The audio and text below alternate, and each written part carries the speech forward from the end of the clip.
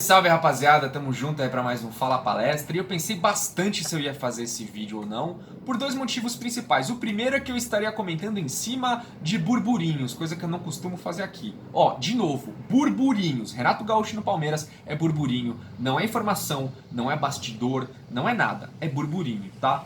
E o que eu acho é que para esse fim de 2019 melancólico que a gente está vivendo, tudo que a gente não precisa é de notícias que não venham a se concretizar, que venham iludir o torcedor, ou que só sirvam para tumultuar o ambiente.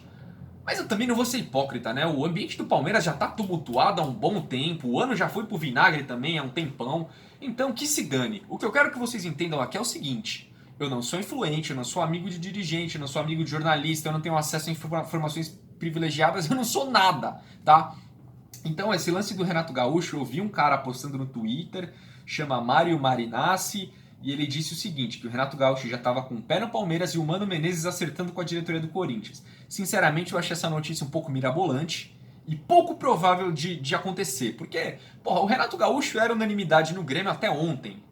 Aí, porque perdeu, aí tomou essa cacetada do Flamengo, tudo bem, mas aí em menos de 24 horas ele já tá certo com o Palmeiras e o Mano já tá quase certo com o Corinthians. Então me parece um tanto quanto mirabolante. Mas eu vi bastante palmeirense comentando sobre isso no Twitter. Comentei com alguns amigos palmeirenses meu também.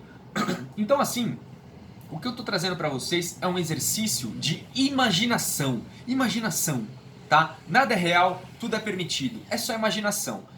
Trazendo aqui possíveis pontos positivos, possíveis pontos negativos de uma possível chegada do Renato Gaúcho, tá bom? Rapaziada, não levem como verdade, não é uma informação que eu tô trazendo. Isso ficou claro?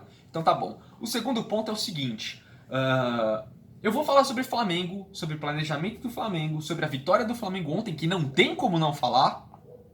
E eu sei que alguns, não a maioria, mas alguns vão vir aqui e vão distorcer o que eu falei pra me chamar de mulambo, pra mandar eu ir torcer pro Flamengo e tudo mais. Essas coisas que a gente já sabe, né? De gente que não quer, não tem nada interessante pra falar e fala qualquer merda.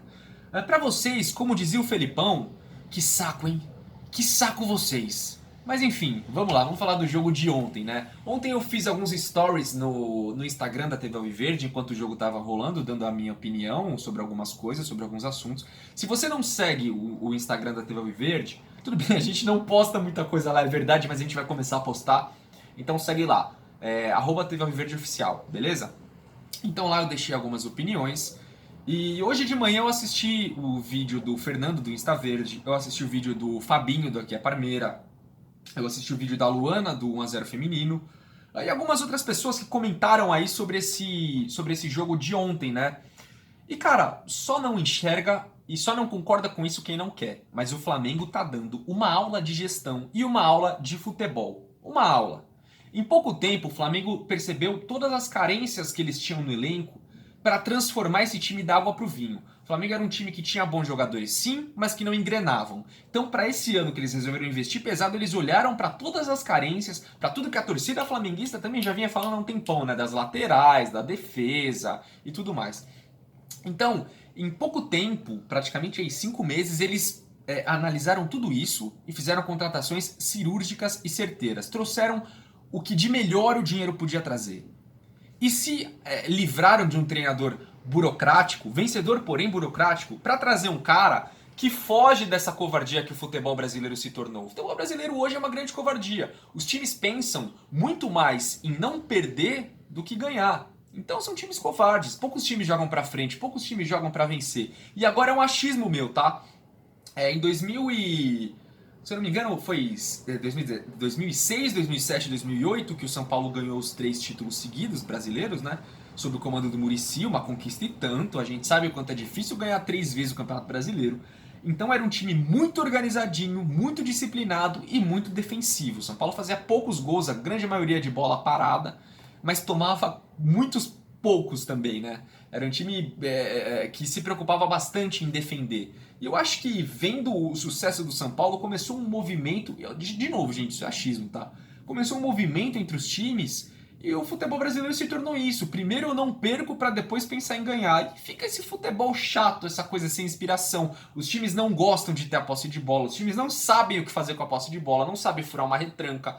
Não sabem fazer uma jogada de efeito. Os jogadores estão perdendo, inclusive, a capacidade do improviso e do drible.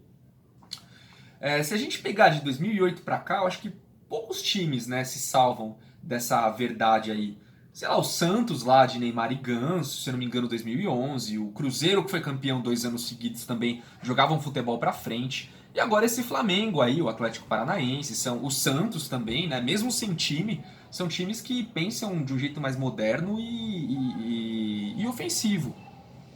Então, o que esses treinadores aí, como o Jorge Jesus e o Sampaoli também, que estão em alta aí, trouxeram, eles foram buscar a essência do futebol brasileiro, cara, que os nossos treinadores brasileiros abandonaram. Inclusive o Guardiola, quando ele começou a chamar muito a atenção por tudo que ele fazia, inclusive jornalistas brasileiros, né, iam entrevistar ele, ele falava, cara, mas eu vi grandes times no Brasil, eu vi grandes seleções no Brasil, eu só faço tudo o que vocês sempre fizeram.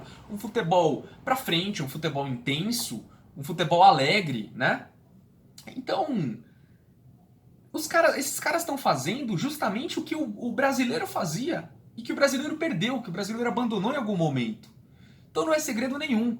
E esses caras também não têm essa frescura não, de tempo de adaptação, de jogador sendo poupado, de fechar a casinha depois de 1-0. Então eles estão quebrando todas as convenções que o próprio brasileiro criou e se distanciou da sua essência. O futebol brasileiro sempre foi alegre, divertido. Eu vejo o Flamengo jogando, eu vejo jogadores se divertindo. É um futebol leve. Os caras têm personalidade, os caras têm criatividade, os caras driblam, os caras fazem de tudo. E é uma coisa leve de assistir, né? É uma coisa natural, divertida. E o futebol brasileiro, em grande parte, perdeu isso, né? Perdeu essa essência. E esse nível também, né, de atuação não se resume só a boas contratações e ao treinador que chegou com um apetite gigantesco. O Flamengo fez em pouco tempo o que o Palmeiras não conseguiu fazer em 5 anos, né, de investimento pesado. O Palmeiras, beleza, ganhou aí 2 brasileiros, ganhou a Copa do Brasil e tudo mais. Mas ano passado a gente conversou, né, se o Palmeiras seria capaz de ganhar os 3 títulos. Estava na semi da Copa do Brasil, estava na semi da Libertadores e bem no Brasileiro. E a resposta a gente sabe, não estava pronto, não conseguiu ganhar, porque não tinha um time do nível do Flamengo. O Flamengo vai ganhar o Brasileiro, tem grandes chances de ganhar a Libertadores, e porque se preparou para isso. O Palmeiras, ele nunca extrapolou os limites nacionais, né? O Palmeiras pensou em ser o maior time do Brasil, mas não pensou em ser uma potência, não pensou em se firmar como uma potência continental, como o River Plate está fazendo, né? A terceira final do River Plate com muito menos de dinheiro.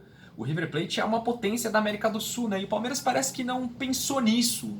Você é o maior do Brasil, pensou em contratações a nível Brasil, não tinha nenhum rival para bater de frente e se estabeleceu aí como a maior força do Brasil. Hoje a gente está vendo o quanto de tempo a gente perdeu e onde a gente poderia estar se esse investimento, se esse planejamento tivesse sido um pouco melhor, ou muito melhor talvez.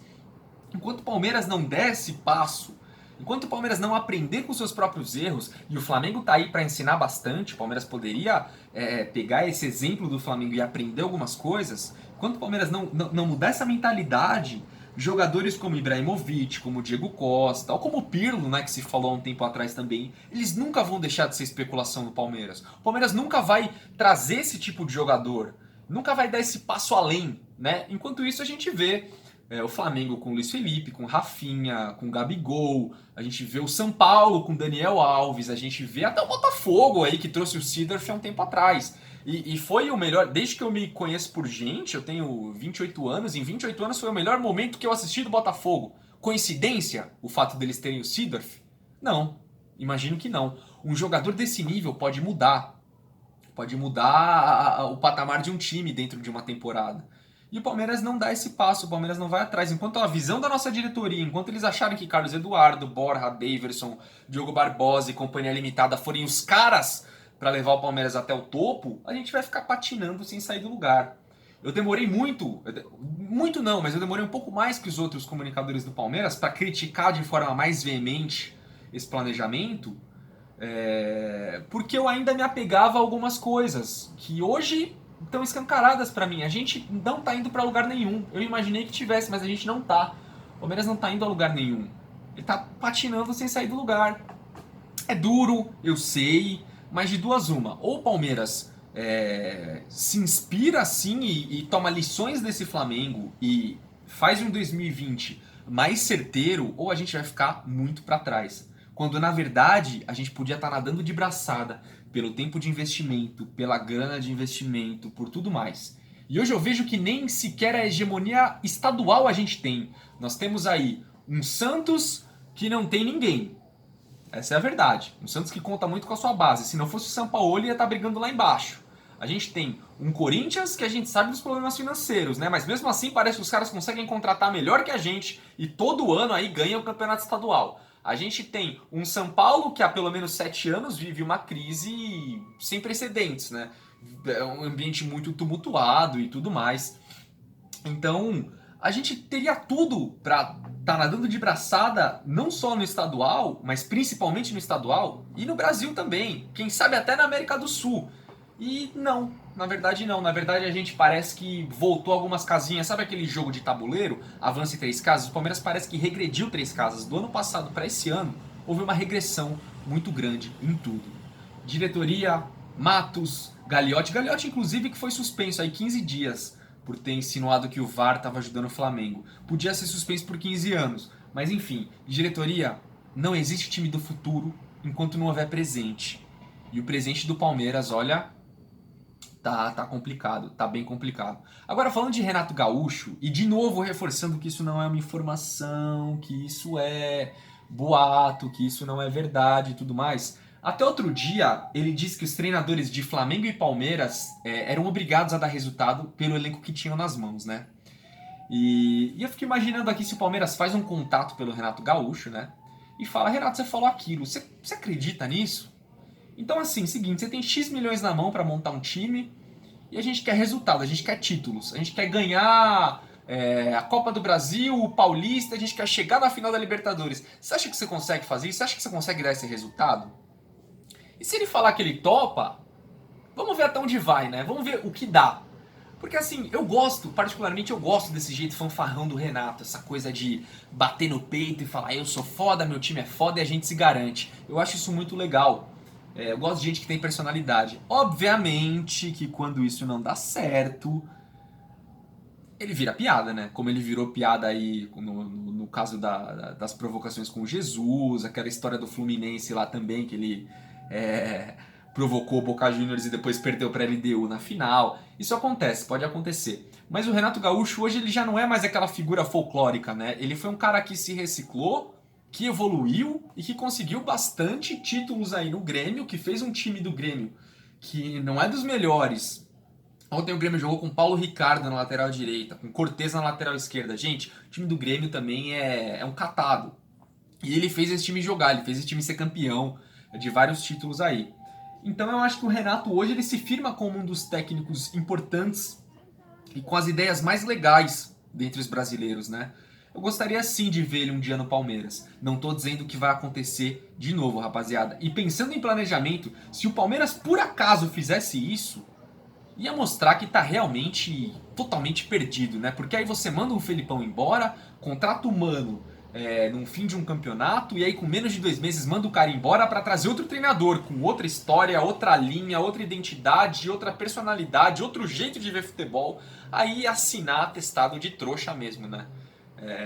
Mas enfim, de novo, vocês sabem que isso foi só uma imaginação e eu queria saber a opinião de vocês. O que vocês acham do Renato Gaúcho? Vocês acham que daria certo? Eu um dia gostaria de ver sim o Renato Gaúcho no Palmeiras. Eu acho que ele, como eu falei, ele é um cara que pensa pra frente, que tem ideias legais, que sabe falar com o boleiro e que sabe usar a base também, não tem medo de colocar a molecada não. Então um dia eu gostaria de ver o Renato Gaúcho. E é isso, né? É isso. Acho que era mais ou menos isso que eu queria falar. E tem escrito aqui que vem pedir Marcelo Galhardo no Palmeiras. Cara, tá bom, beleza. A gente traz o Galhardo. Vocês enchem ele de Fernet e eu vou até Buenos Aires levar o contrato pra ele assinar quando ele estiver bem louco, beleza? Porque só assim, só completamente bêbado pra ele trocar o River Plate pelo Palmeiras. Ou se você oferecer um caminhão de dinheiro para ele, o que eu acho que sinceramente o Palmeiras não vai fazer e nem deveria. Mas essa é a situação, rapaziada. Falamos aí de Renato Gaúcho, mas eu acho que vai ficar Mano Menezes mesmo. Vai participar aí da pré-temporada do ano que vem. Quando eu lembro que na pré-temporada do ano que vem tem Florida Cup, me dá vontade de bater a cabeça na parede até abrir a cabeça e arrancar o cérebro. Mas enfim, pessoal, queria saber a opinião de vocês sobre tudo isso aí. Se vocês concordam, se vocês discordam, ou muito pelo contrário. E é isso, rapaziada. Um abraço pra todo mundo. Tamo junto. Bom restinho de semana aí pra vocês. E devemos voltar aí no fim de semana pra falar do jogo, né? Palmeiras e Avaí. Avaí e Palmeiras. Um abraço pra todo mundo. É nóis.